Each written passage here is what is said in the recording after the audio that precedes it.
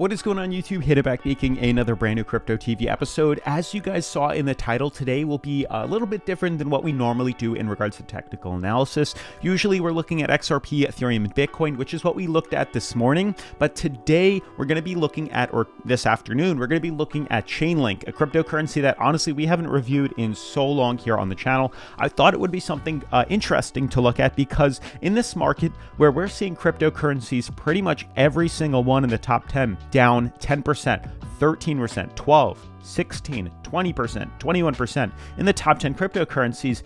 Chainlink, on the other hand, is an outlier, up 2.6% today and up 30% on the week. Well, how does this make sense? If all these cryptocurrencies are, catapulting and being pretty much tossed to the downside here, falling to incredibly low levels, we have cryptos like Chainlink, which are exploding up 30%. How does this work? That's what I'd like to figure out in today's video with you. This could be the next big investment that, honestly, we might have overlooked. So hopefully we've caught this fairly early here, or at least figure out what exactly we're looking for. So definitely make sure to leave a comment as to what cryptocurrency you might want to see us review in tomorrow's video, so on and so forth. Definitely let me know down in the comments below. With that being said, guys, today's video is brought to us by FAIRSIDE. We talked about them already this week, but basically they're a decentralized cost-sharing network.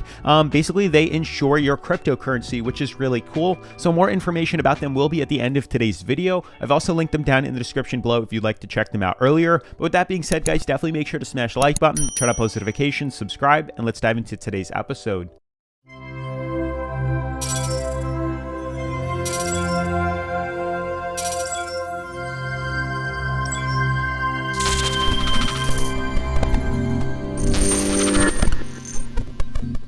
So guys, Chainlink, this is a crypto we haven't reviewed in a very long time here. I'm going to be looking at them on the link to US dollar on Coinbase, and then I'm also going to look at them to link to Bitcoin on Binance. Hopefully these both will help us kind of gauge what exactly is going on. They both have had some pretty substantial runs in the past, all relevant to the past, I'd say 3 to 4 days, regardless of them being linked to Bitcoin or US dollars here. But you can see Chainlink is up 30% in the past couple of days here. It probably started about 5 days ago. We started to see this run to the upside here, as it isn't the entire, no, honestly, the whole 7 days has been pretty substantial. But just to understand, every crypto is in the red, down quite substantially, except for Chainlink up 30%. Now, looking at these other cryptocurrencies, just for reference, you can see Bitcoin is down, and it's been down since, I'd say, November here. Since November 9th to 10th, we've been practically continuing this falling wedge pattern here. We've fallen, which is pretty insane here, and I really don't want to share this number.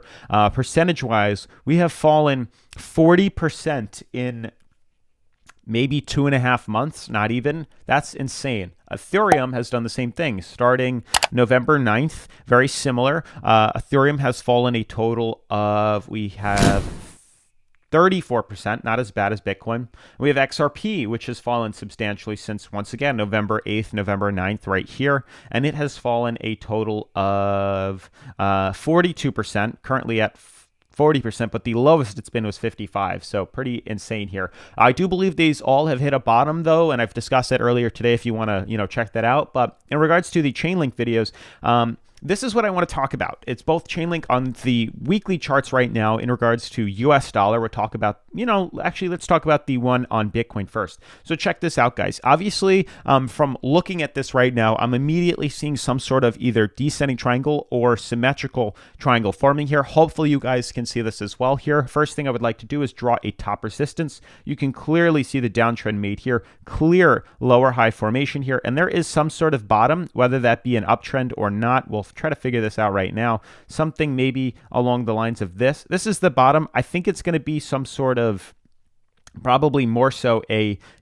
resistance. It's definitely tough to find this bottom here. We can move this up, scale it up. It makes more sense to leave it like this, but you can see we broke out a little bit lower. So I'm going to leave it maybe along the lines of this. This looks a little bit easier here. This is on the weekly charts. There is clearly a support though, right along this level here, which actually broke through and fell to bottom support, but you can clearly see there is some sort of downtrend that was forming here, and you can see there is some sort of top resistance here. It's definitely tough to find the point here. This makes more sense in regards to the symmetrical triangle playing out here, but since we broke bearish, we have to draw some sort of horizontal line, pretty much saying, okay, this seems to be the bottom for Chainlink right now. So I'm going to draw this in our color green, and I'm going to make this in purple, just so we can see the differential that we're looking at here. So we did create this lower high formation here. We had clear retests on top resistance. This is basically the line that we have to gauge though. Regardless of finding the bottom support, really the way I use this technical analysis to catch breakouts is when this downtrend is broken, that's when we buy in for a long to the upside here. The bottom support only helps us gauge when that breakout could happen, because intersection usually leads to, or filling in the gap leads to that big volume surplus or breakdown. So you can see here, we've had numerous retests, 1, 2, 3, 4 retests on top resistance here. We had a few retests on bottom support, however we want to look at that. But you can see we broke through the other day.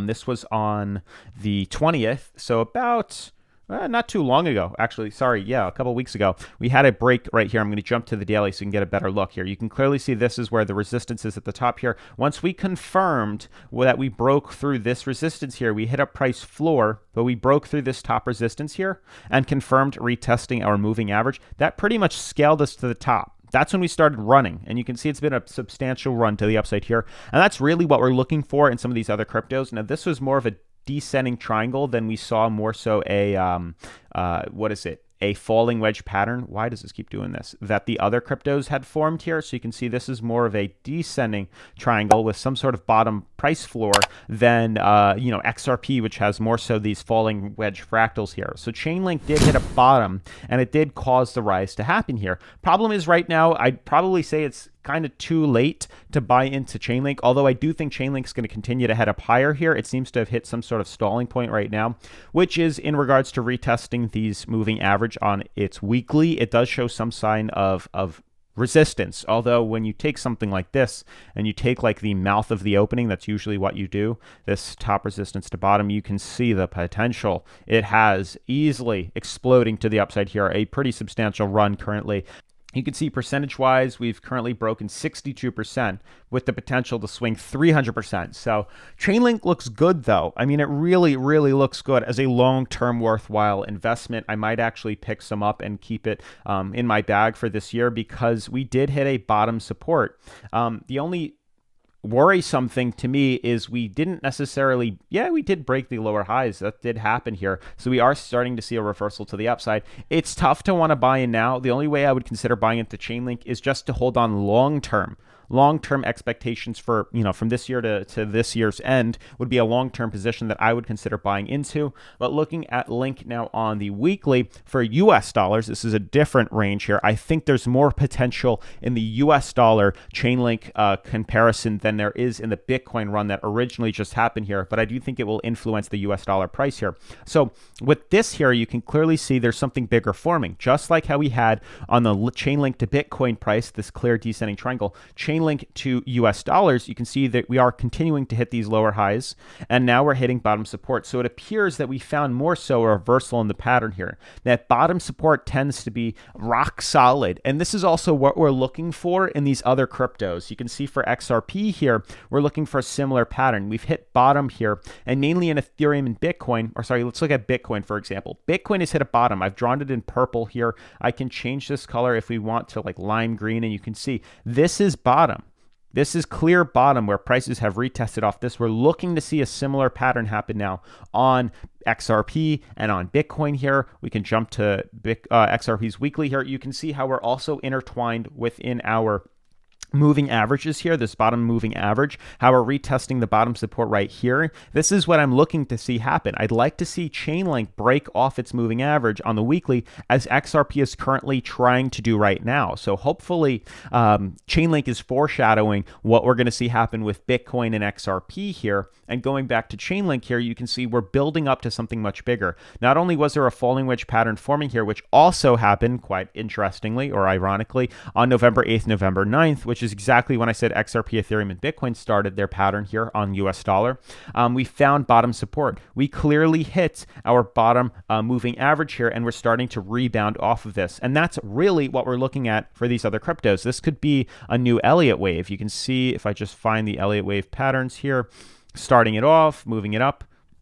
We then have some sort of, oh, sorry, I didn't mean to do it like this. I want to start it this way. Very similar to what's happening right now within XRP, finding C, we're looking for a D to E. So you can see this is sort of an Elliott wave that's forming here. We have 1, 2, and now looking for a third retest on top resistance. We have numerous retests on this bottom support intertwined with our uptrend here, which is why I think Chainlink will influence XRP, which is forming on weekly. A very similar pattern here has retested currently point C, and we're looking for a swing back to the upside, back to point D now, which is what currently Chainlink is doing. So I do believe Chainlink is, separate to itself, looks really good, and I do believe Chainlink has the potential to keep moving up to retest point D. But I also believe I would like to see, or I believe that we're going to see something very similar happen with an XRP as XRP moves back up or starts to move back up to point D after retesting support and its weekly moving average here. It's a rock solid support, this weekly average and this uptrend here. So we're looking for a similar pattern to happen. But after hitting top resistance at D, we'll see a short to E, consolidate in. Then I'm looking for a break. That's really how I'd like to see the pattern here on Chainlink play out. So even though the Bitcoin weekly looks good, or even though we broke out bullish on the weekly, I do believe there's more potential to see a run on Link move up higher in the short term, but in the long term too, in the grand scheme of things. This ends closer to March of 2022. So we'll see what happens, but Chainlink looks really good on both Bitcoin and as well as its USD price here. So big runs coming, guys. Definitely not a coin to, to play around with. I do believe there's a lot of potential here. With that being said, guys, I do want to talk more about FAIRSIDE with you. I want to give a huge shout out to FAIRSIDE for sponsoring today's episode. As with all crypto projects, please do your own research and never invest anything you can't afford to lose. So guys, the insurance industry is over 200 years old, and it has evolved into a vital component of the global economy. And despite the rising demand for insurance, today's fragmented financial infrastructure faces significant challenges. Over 97% of cryptocurrency assets are actually not protected against unjustified losses due to events like smart contract failure or code vulnerabilities. Now, in contrast to this, users of traditional financial tools enjoy the protection of highly regulated institutions, such as the Federal Deposit Insurance Corporation, also known as FDIC. And as a solution to this, FAIRSIDE, a cover protocol, is introducing a strategy proven in traditional insurance to all crypto users. Now, FAIRSIDE is powered by its native crypto token FSD, and it aims to offer crypto users the same benefits of insurance awarded to traditional finance through its decentralized cost-sharing network. And the protocol is working to advance the current insurance processes in crypto to provide much-needed protection for crypto investors.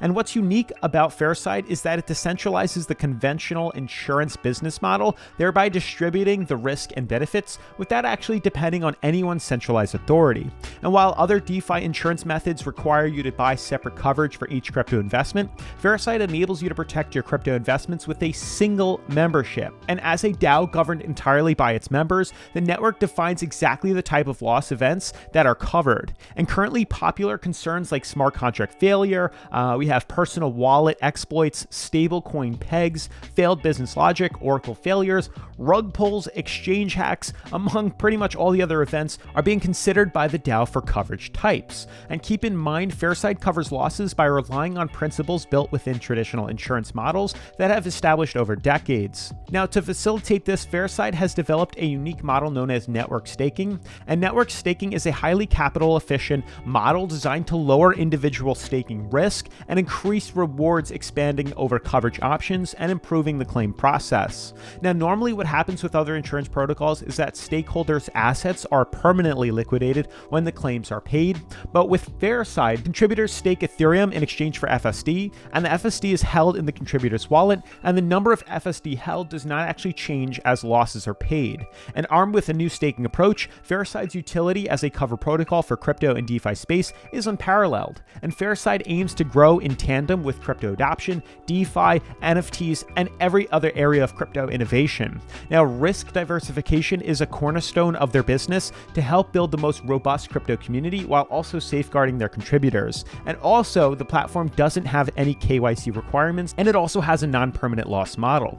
So guys, FAIRSIDE aims to emerge as a better alternative to DeFi insurance protocols, focusing on the restricted cover offered in DeFi, all while providing everyday crypto investors the same protection they would expect in traditional finance. So guys, time will tell whether they achieve these lofty goals, but FAIRSIDE is undoubtedly a project to keep an eye on, and make sure to join their Telegram with the links in the description down below. Otherwise, huge shout out to FAIRSIDE for sponsoring today's episode. As always, make sure to smash the like button, turn on post notifications, subscribe, and I'll see you guys in tomorrow's video. Peace.